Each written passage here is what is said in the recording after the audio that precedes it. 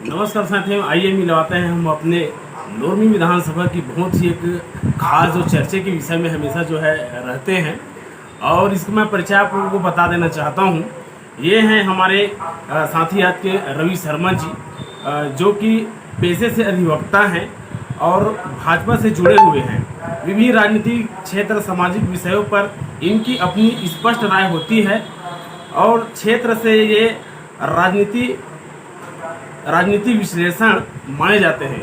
बहुत ही ज़्यादा राजनीति यदि हम कहा जाए, जो अपने क्षेत्र जो विषय के और जो अनुभव रखते हैं, हम ऐसे शख्सियत से मिला रहे हैं जो हमें पूरा लोरमी विधानसभा की जो है सैर करवाएगी और अपने जानकारी से ऐसे लोगों तक यह बात पहुंचेगी जो लगातार लोरमी विधानसभा की राजनीति बहुत ही एक चरम सीमा पर रही है। लगातार यहाँ पे उलट फिर लगातार माहौल बना रहता है। इसमें आइए हम लोग जानने का प्रयास करते हैं। आइए आदरणीय शर्मा जी, आपका बहुत बहुत स्वागत है इस पॉलिटिकल एक्सपीरियंस चैनल पे। तो आदरणीय, आप बताएंगे कि लोरमी विधानसभा की जो विशेषताएं रही है, यहाँ से हर नेता मंत्री जो बैठे होते हैं वो विशेष नज़र यहाँ की होती है। तो इस बार विधानसभा में इसका कौन सा माहौल जा सकता है? लोरमी विधानसभा में बड़े बड़े दिग्गजों ने इस क्षेत्र से नेतृत्व किया है। पहले यह विधानसभा लोरमी कंडरिया विधानसभा के नाम से जाना जाता था। अब पूरा लोरमी विकासखंड एक विधानसभा क्षेत्र बन गया है। 2023 के नज़रिए से हम देखें तो अभी तरह तरह के कयास लगाए जा रहे हैं। पिछले विधानसभा चुनाव में यहाँ से जो कि कांग्रेस के श्री धर्मजीत सिंह जी विधायक निर्वाचित हुए थे, भारतीय जनता पार्टी के तोफन साहू जी दूसरे नंबर पर थे और कांग्रेस पार्टी इस विधानसभा में लगभग 16,000 वोट पाकर बहुत ही करारी पराजय का कांग्रेस को सामना करना पड़ा था।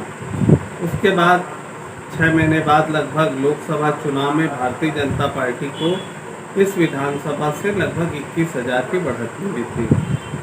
2023 के संबंध में अभी तरह तरह के कयास लगाए जा रहे हैं और विभिन्न दलों से प्रत्याशी अपनी तैयारियों में हैं, लेकिन अभी चूंकि ऐसा कोई स्पष्ट तस्वीर लोगों के सामने नहीं है, तो इसलिए अभी लोरमी विधानसभा के संबंध में कुछ कहना जल्दबाजी होगी। जी, हम जानने का प्रयास करेंगे। यहाँ पे जो है आदिवासियों का बहुत ही बाहुल्य है। यहाँ पे अब देखा जाए तो जो उनके परिक्षेत्र है, यहाँ से लगभग वनांचल क्षेत्र बहुत दूर है। उन लोगों तक योजना जो है अच्छी तरीक़े से लगभग पहुँच नहीं पाता है। उसमें यदि कुछ नहीं पहुँच सकता है और लोग जो है बहुत दूर दराज से आते हैं, उसमें आपने हमेशा अपने विचार व्यक्त किया, उसका मदद करने का आपने हमेशा प्रयास करते हैं। वनवासी क्षेत्रों में खासकर अचानक मार टाइगर रिजर्व में जो लोग रहते हैं, और जब से विशेषकर टाइगर रिजर्व इलाका घोषित हुआ है, तब से उन इलाकों में शासन की योजनाएं पहुंचना लगभग बंद हो गई और टाइगर रिजर्व के नाम पर उन्हें एक तरह से प्रताड़ित किया जाने लगा। जो भारत सरकार की योजनाएं हैं, राज्य शासन की योजनाएं हैं, वे वहाँ कोई पक्का निर्माण नहीं हो सकता और उसके बाद ना तो उनका पलायन कर रही है सरकार, उनका विस्थापन कर रही है, ना उन्हें कोई सुविधा दे रही। भारत के संविधान में उनको जो मौलिक अधिकार दिए गए हैं, जीवन जीने का अधिकार, अच्छे से जीवन जीने का अधिकार, उस अधिकार से भी लोरमी के अचानक मार टाइगर रिजर्व के लोग आज भी वंचित हैं। अचानक मार टाइगर रिजर्व के अंतर्गत ये खुड़िया सोसाइटी आता है। खुड़िया सहकारी समिति में जिस प्रकार के मामले सामने आए, बिचौलियों के द्वारा जो वहाँ के वनवासियों की पर्ची रख ली जाती है, उनके नाम पर किसान क्रेडिट कार्ड लिया जाता है और सबसे बड़ी चीज़ जो भारत शासन की महत्वपूर्ण योजना है किसान सम्मान निधि, उस सम्मान निधि का पैसा बिचौलिए खा रहे हैं। जो छत्तीसगढ़ शासन की राजीव न्याय योजना है, उस राशि का पैसा भी बिचौलिए खा रहे हैं। इस तरीके से उनकी आवाज़ कहीं न कहीं दबी हुई है और जब तक एक तरह से इन्हें भारत के राष्ट्रपति को, राज्यपाल को और संविधान को आदिवासियों का और वनवासियों का संरक्षक माना जाता है। ऐसी स्थितियों के बावजूद वे अमानवीय जीवन जीने को मजबूर हैं। यहाँ पे हम लोग देखे हैं कि यहाँ पे बहुत ही अच्छा यहाँ पे प्राकृतिक दृश्य भी है अपने लोरमी विधानसभा पे, और यहाँ की जो दृश्य सुदृढ़ बनाने के लिए यहाँ पे सरकार जो है अभी पूर्णिया में एक कुछ शुभारम्भ किया है, उसमें आप क्या कहेंगे? नहीं, जो खुड़िया में नौकायान शुरुआत किया गया है बहुत अच्छी पहल है, और लोरमी विकासखंड वनों से आच्छादित है और यहाँ पर्यटन के विकास की अपूर्व संभावनाएं हैं। जैसे कि वर्तमान में अगर हमें अचानक मार टाइगर रिजर्व जाना है तो हम यहाँ से गोबरी पार जाएंगे, गोबरी पार से अचानक मार जाएंगे और अचानक मार से फिर हमको जिप्सी मिलेगी, उसके बाद हम ATR में घूमने जाएंगे। लेकिन यही यदि लोरमी के चिचांडी, कंचनपुर में या कुड़िया में इस तरह से यहाँ गेट खोल दिए जाएं तो वहाँ के युवाओं को रोजगार मिलेगा, और जो लोरमी, मुंगेली, पंडरिया, कवर्धा इस तरफ से जो लोग आएंगे उन पर्यटकों को अनावश्यक दूरी भी नहीं जाना पड़ेगा, और यहाँ के युवाओं को और महिला समूहों को निश्चित रूप से रोजगार मिलेगा। इसलिए सरकार को इस दिशा में सार्थक पहल करनी चाहिए। जब आप लोग पिछले पंचवर्षीय में आप लोग जब यहाँ से विधायक बना था बीजेपी का, तो उस समय जो है बहुत सारे ऐसे कार्यों का भी आप लोग शुभारंभ किए थे, तो उसमें से प्रमुखता सा कौन सा है जो आम लोगों तक अभी तक जो है लगातार उसका फायदा जो है लोगों को मिल रहा है?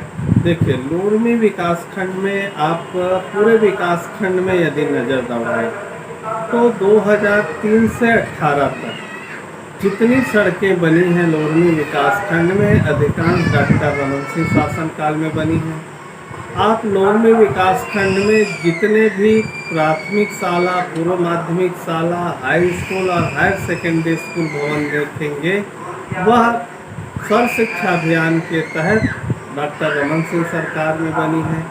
चाहे सारधा में ITI हो या बंधुआ में एकलव्य विद्यालय हो, और बहुत सी ऐसी उपलब्धियां, क्योंकि जो 15 वर्षों के डॉक्टर रमन सिंह सरकार का जो कार्यकाल है वह छत्तीसगढ़ की आधारभूत संरचना, मजबूत संरचना के निर्माण का कार्यकाल रहा है।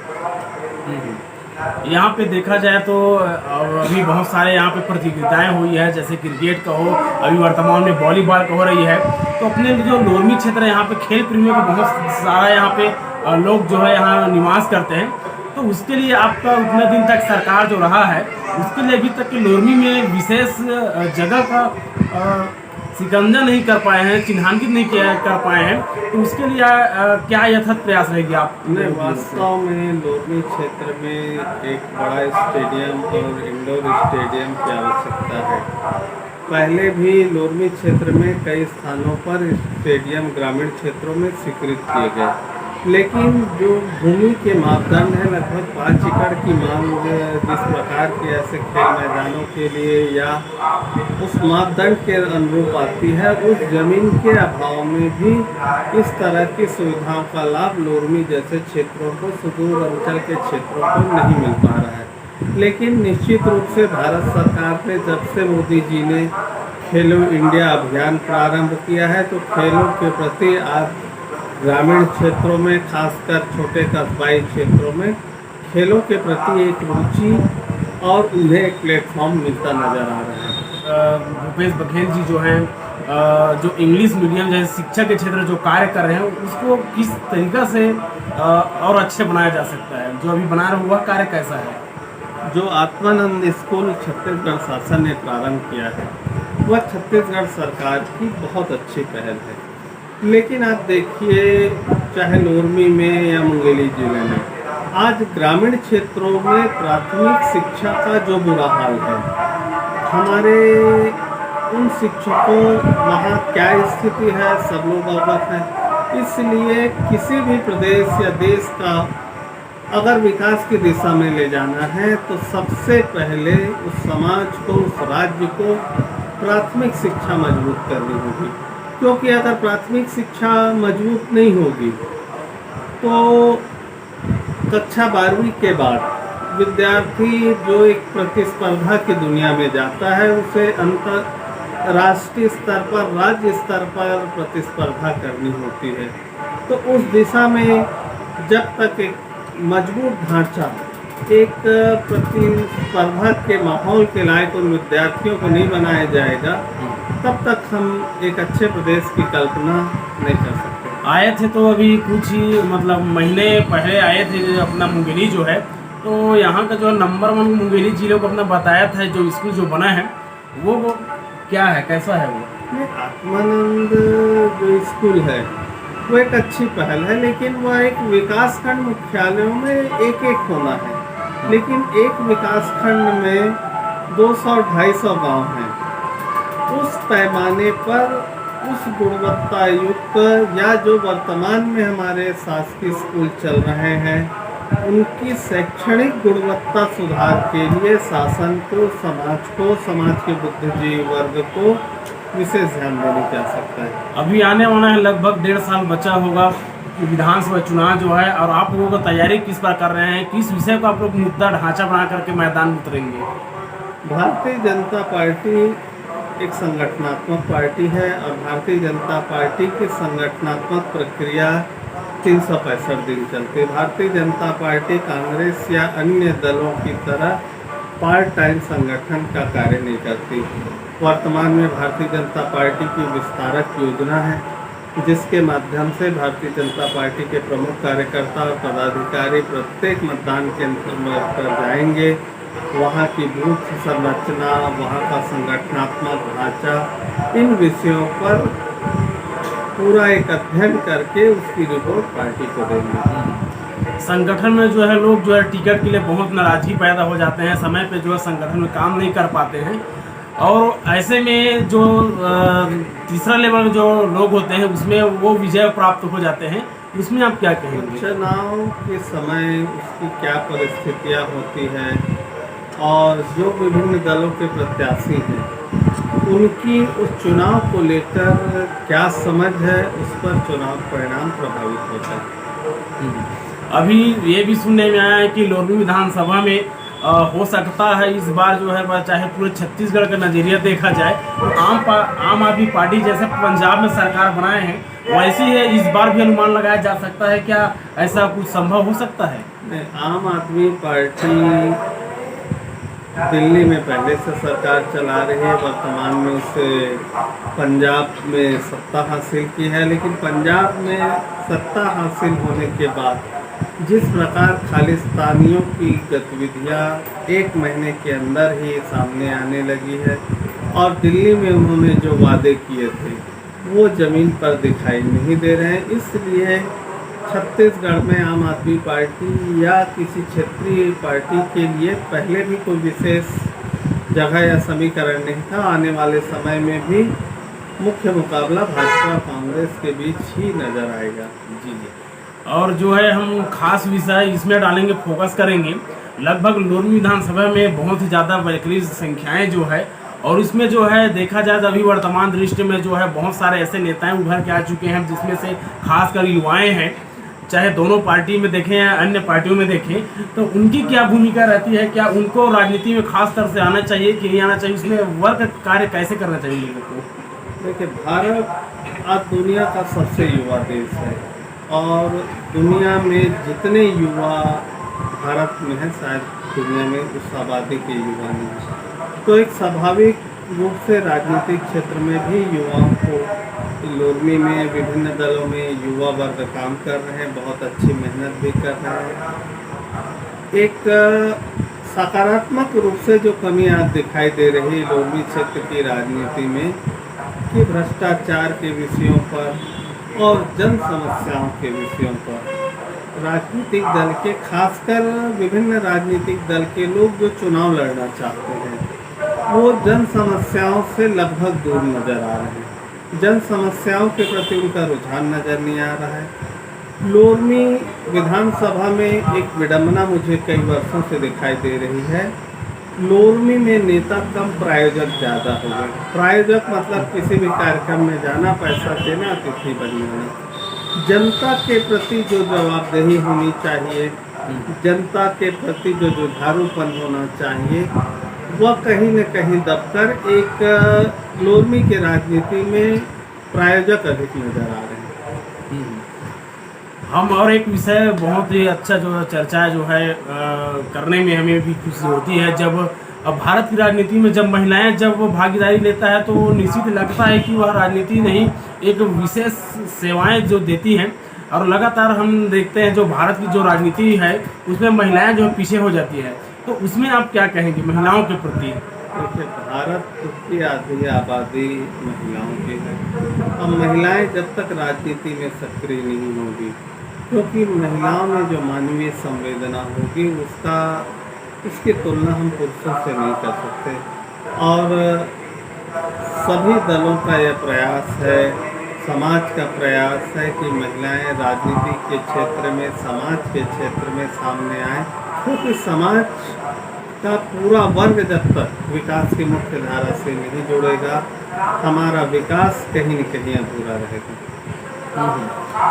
जो अपने जो लोरमी जो क्षेत्राएं हैं उसमें बहुत सारे ऐसे विषय मुद्दे हैं जो वर्तमान में हमें झलकियाँ दिखाई देते हैं कि किस प्रकार विकास की विशेषताएं होनी चाहिए, लेकिन वो वर्तमान में नहीं हो पा रहा है। तो उसमें आप लोगों का क्या विचार नहीं है? लोरमी क्षेत्र में विकास की भरपूर संभावना है, लेकिन कहीं न कहीं वर्तमान जो सरकार है और वर्तमान सरकार के विषय में अगर ये कहा जाए कि मुंगेली जिला कांग्रेस विहीन है, तो शायद इस नज़रिए से सरकार इस जिले के प्रति उतना ध्यान नहीं दे रही है जितना अन्य जिलों में निर्माण कार्य या अन्य उपलब्धियां या अन्य स्वीकृतियां हैं। कहीं न कहीं राज्य शासन की ओर से मुंगेली जिला उपेक्षित दिखाई दे रहा है।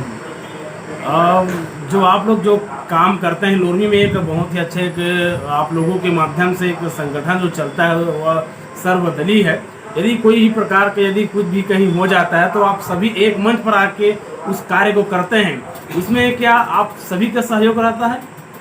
लोरमी की एक विशेषता है, लोरमी के सामाजिक विषयों पर या जन आवश्यकताओं के विषयों पर सभी दल के लोग, चाहे समाज सेवी संगठन हों या शासकीय कर्मचारी वर्ग से जो यहाँ के निवासी हैं, एक सकारात्मक रूप से उस विषय को लेकर, उस विषय पर एक सामाजिक रूप से या जन सहयोग से क्या किया जाता है, ऐसी पहल अनेकों बार हुई है और अलग अलग संगठनों के द्वारा इस प्रकार के कार्य किए जाते हैं। हमने यहाँ की जो राजनीति में अभी तक जो प्रवेश देखी है, दूसरे जगह जो है नेता जो है एक पार्टी से दूसरे पार्टी की ओर जो है बातों से नहीं सीधे हाथों से लड़ देते हैं, लेकिन यहाँ की जो प्रेम भावनाएं की जो राजनीति है यहाँ पे देखा जाए तो हालांकि जो है एक दूसरे संगठन अलग हैं, लेकिन यहाँ पे जो भाईचारा की भावनाएं बहुत अधिक है। यह लोकतंत्र की खूबसूरती है और एक राजनीतिक परिपक्वता का स्पष्ट चित्रण है, क्योंकि प्रत्येक व्यक्ति अपनी अपनी विचारधाराओं को लेकर, अपनी समझ को लेकर राजनीति करता है। उसका अर्थ यह नहीं कि वह अन्य दलों का कोई विरोधी हो। इसलिए व्यक्ति अपने विचार, जिस दल में है, उस विचार को, उस विचारधारा को कितनी प्रतिबद्धता के साथ, मजबूती के साथ और अपनी समझ के साथ सामने वाले को बता पाए, उसमें सक्षम हो, ऐसा प्रयास सभी करते हैं। लेकिन खासकर लोरमी क्षेत्र में किसी भी दल के बीच आपसी वैमनस्य दिखाई नहीं देता। बहुत सुंदर लगा आपसे बात करके। निश्चित ही आपने जो समीकरण एक मौखिक रूप से आपने हमें बताए हैं, जो आपका जो कार्य है उसमें जो अनुभव आपको लगता है उसमें आपने विशेष आपका अनुदान, आप इसमें विचार किए हैं, बहुत ही अच्छा है।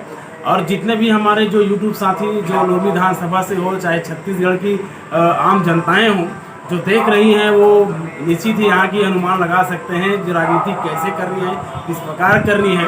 और चाहे भाईचारा से हो, आपने बहुत बखूबी से बताया है। जाते जाते हम आपसे ये पूछेंगे कि गाँव में जो है युवा जो है बहुत ज़्यादा राजनीति में इंटरेस्ट रखते हैं, लेकिन कुछ कारणवश अपने आत्मबल जो है घटा देते हैं, उसमें आप क्या कहेंगे?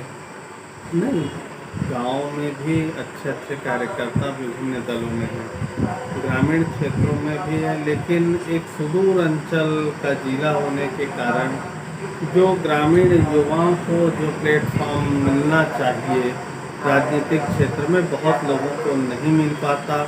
बहुत से प्रतिभावान कार्यकर्ता हमारे क्षेत्र में ग्रामीण क्षेत्रों में हैं, लेकिन कहीं न कहीं वे शहरी कार्यकर्ताओं से पीछे छूट जाते हैं। जी जी बिल्कुल, ये है हम लोगों का यूट्यूब चैनल जो है पॉलिटिक्स एक्सपीरियंस चैनल, इसके बारे में आप क्या कहेंगे? ये बहुत अच्छा आपने प्रयास किया है। इस चैनल के माध्यम से आप लोरमी के या अन्य स्थानों के विभिन्न वर्ग के लोगों से, विभिन्न क्षेत्र के लोगों से चर्चा करते हैं। उनकी राय सभी लोगों के सामने आती है, उन लोगों को प्लेटफॉर्म मिलता है। साथ ही साथ उनके राय विचार के साथ अन्य लोग जो व्यक्तिगत रूप से उनको नहीं जानते या उनकी राय के बारे में नहीं जानते, उन व्यक्तियों की राय से आप लोगों को अवगत कराते हैं। इसके लिए आप साधुवाद के पात्र हैं और बधाई के पात्र हैं। तो चैनल को सब्सक्राइब करें, लाइक करें। जी बहुत बहुत धन्यवाद, बहुत ही अच्छा लगा। खास जो हमारे मेहमान है जो लोरमी की जो राजनीति है, इनसे बेटर जो है लोग जो है समझ नहीं पाते, और इनकी विशेषताएं ये हैं, चाहे किसी का भी पक्ष हो चाहे विपक्ष का हो, जो अन्याय के खिलाफ जो जाता है उसके लिए हमेशा जो है अंकुश लगाने का कार्य करता है। और लोरमी विधानसभा में ऐसे बहुत सारे मुद्दाएं हैं, चाहे आपने सुना है, चाहे किसान का हो, चाहे आदिवासी का हो, चाहे अन्य मुद्दाएं हो, इसमें हमेशा जो है कटाक्ष होकर के बात करते हैं। और इन्हीं राजनीति के कारण जो है इसको बहुत सारी उपलब्धि भी प्राप्त हुई है और बहुत ज़्यादा इसको लोग भी मानते हैं। इसके लिए हम बहुत बहुत धन्यवाद, जो हमारे इस YouTube चैनल को आपने समय दिया है, आपका बहुत बहुत धन्यवाद। जय हिंद।